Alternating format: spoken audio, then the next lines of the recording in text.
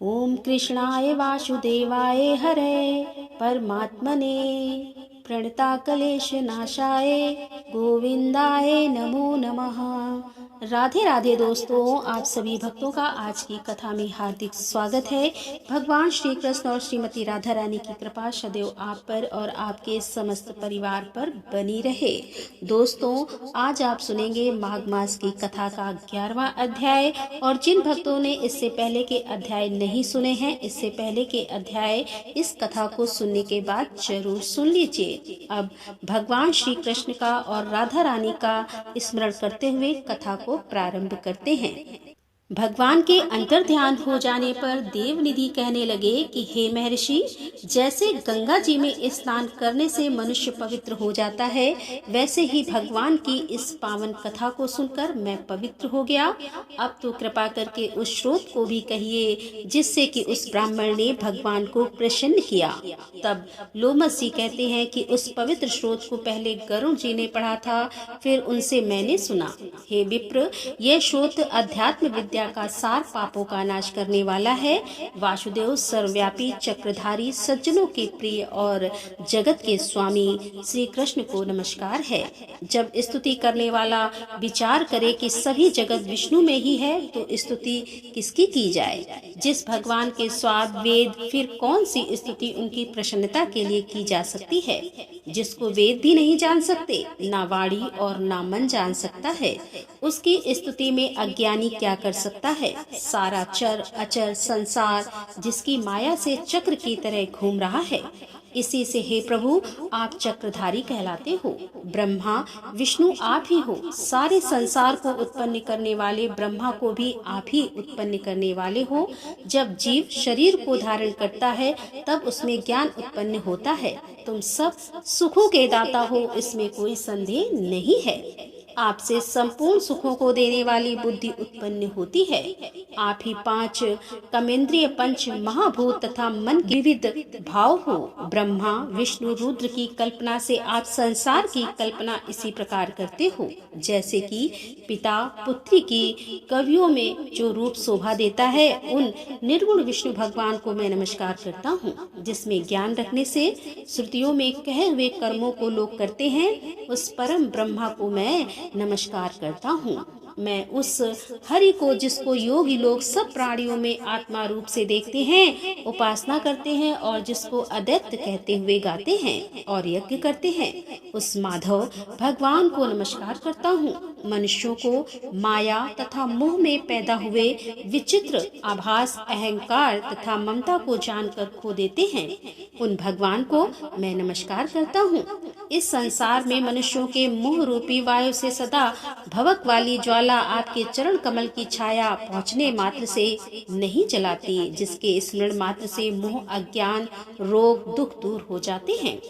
उस अनंत रूप को नमस्कार करता हूँ, जिसमें मिल जाने पर और किसी दूसरे की इच्छा नहीं रहती, जिसको जानकर अद्वैतवादी आत्मा को देखते हैं। यदि विष्णु शब्द का अर्थ और उसके विषय का ज्ञान एक ही होता, तो इस सत्य से ही माधव इस संसार की माया में फंसकर तेरे ही ध्यान में रमा रहता। यदि वेदांत दर्शन में भगवान सारे संसार में व्याप्त है, तो इसी सत्य से भगवान में भरी निर्विघ्न भक्तियों से बीज नहीं है, तो भी बिना बीज के स्वयं विद्यमान है। सो वह विष्णु भगवान रूपी रंग से हमारे बीज के टुकड़े टुकड़े को, जो सृष्टि स्थित तथा लय के लिए ब्रह्मा विष्णु महेश 3 रूप धारण करते हैं और कार्य में सतरज और तम इन तीनों गुणों में विद्यमान है, वह भगवान मुझ पर प्रसन्न हो। जो प्राणियों के हृदय रूपी मंदिर में निर्मल देव वास करते हैं, वह भगवान मुझ पर प्रसन्न हो। जो अविद्यापूर्ण संसार का त्याग करता है, जगत में आप हो, आपका बनाया हुआ विश्व आनंद करता है। आपके त्याग करने पर अपवित्र हो जाता है, उसका साथ करने पर भी तुम बिना साथ के बने रहते हो। विकार रहित, जिनके 4 वांग पंचभूत योग से पैदा हुआ चैतन्य मानते हुए उपासना करते हैं। जैन लोग आपके शरीर का परिणाम मानते हैं और सांख्यवादी तुम्ही को प्रकृति से परे पुरुष मानकर ध्यान करते हैं। जन्म इतिहास से रहित चैतन्य रूप सदा आनंद स्वरूप उपनिषद जिसकी महिमा गाते हैं। आकाश आदि पंच महाभूत, देह मन बुद्धि इंद्रियां सब कुछ तुम ही हो।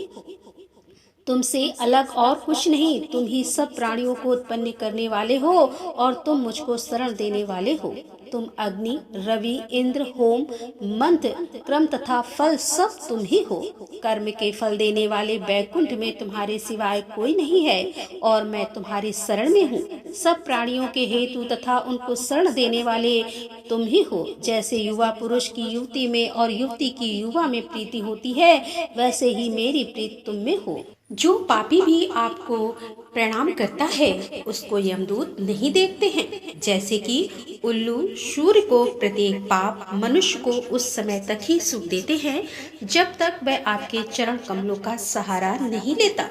जिसको गुण, जाति तथा धर्म को स्पर्श नहीं कर सकते तथा गतियां भी स्पर्श नहीं करती, जो इंद्रियों के वशीभूत नहीं हैं, जिनका बड़े बड़े मुनि लोग साक्षात नहीं कर पाते, उन भगवान को मैं नमस्कार करता हूँ। जितने ज्ञान रूपी सुंदर गुण हैं, जिन्होंने सुख स्वरूप मोक्ष रूपी लक्ष्मी का आलिंगन किया, उन्होंने आत्म स्वरूप सुख भोगा है और जिन्होंने ध्यान रूप से मृत्यु को वश में कर लिया है, ऐसे मुनियों से सेवित भगवान को नमस्कार है।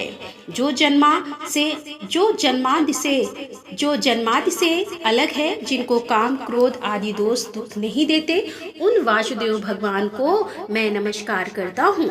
जिनके ज्ञान की गति से अविद्या रूपी मल शुद्ध हो जाता है, जिनके ज्ञान रूपी शस्त्र से संसार रूपी शत्रु का नाश हो जाता है, उन दुखों के नाश करने वाले को मैं नमस्कार करता हूँ। जिस प्रकार सब स्थावर जंगम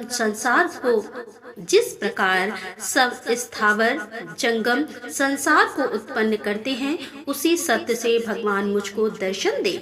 इस प्रकार उसकी सच्ची भक्ति देखकर भगवान ने प्रसन्न होकर उस ब्राह्मण को दर्शन दिए और ब्राह्मण की स्तुति से प्रसन्न होकर तथा उसको वरदान देकर भगवान अंतर ध्यान हो गए और वह ब्राह्मण कृत्य होकर भगवान में ही लीन हो गया और शिष्यों के शास्त्र पढ़ता हुआ तपोवन में ही रहने लगा। जो कोई इस शास्त्र को पढ़ता अथवा सुनता है, उसकी बुद्धि पाप में नहीं लगती और ना ही बुरा फल देखता है। तो इसके कीर्तन से मनुष्यों की बुद्धि, मन तथा इंद्रियां स्वस्थ होती हैं और जो भक्ति पूर्वक इसके अर्थ को विचार करके इसका जप करता है, वह वैष्णव पद को प्राप्त होता है। इसके सदैव पढ़ने से मनोवांछित कार्य सिद्ध हो जाते हैं। मनुष्य सुपुत्र पाता है तथा धन पराक्रम और चिर आयु पाता है। इसके पाठ से बुद्धि, धन, यश, कीर्ति, ज्ञान तथा धर्म बढ़ते हैं और दुष्ट ग्रहों की शांति होती है। यह व्याधियों अनिष्ट को दूर करता है, दुर्गत से तारता है। इसके पढ़ने से सिंह, पिशाच, व्यग्र, चोर, भूत, देव और राक्षस का भय नहीं रहता। जो भगवान का पूजन करके इस स्रोत को पढ़ता है, वह पापों से वैसे ही अलग रहता है जैसे कि जल पंख से। कमल जो इस स्रोत को एक काल, दो काल या फिर 3 काल पढ़ता है, अर्थात तीनों समय सुबह, शाम और दोपहर तीनों संध्याओं में पढ़ता है, वह अच्छे फल को प्राप्त करता है। और जो मनुष्य प्रातः काल इस स्रोत का पाठ करता है, वह इस लोक और परलोक में अच्छे सुख पाता है। वेद धुति का बनाया हुआ यह स्रोत भगवान को अत्यंत प्रिय है और भगवान के दर्शन कराने वाला है। योग सागर नाम का यह स्रोत परम पवित्र है। जो कोई भक्ति पूर्वक इसको पढ़ता है, वह विष्णु लोक को जाता है। इसमें कोई संचय नहीं है। राधे राधे, जय श्री कृष्णा। आज की कथा का यहीं पर समापन करते हैं। इसके आगे का वृतांत आप कल की कथा में सुनेंगे। तो दोस्तों, मिलते हैं अगले अध्याय के साथ। तब तक के लिए राधे राधे, जय श्री कृष्णा, हर हर महादेव, जय भोलेनाथ की।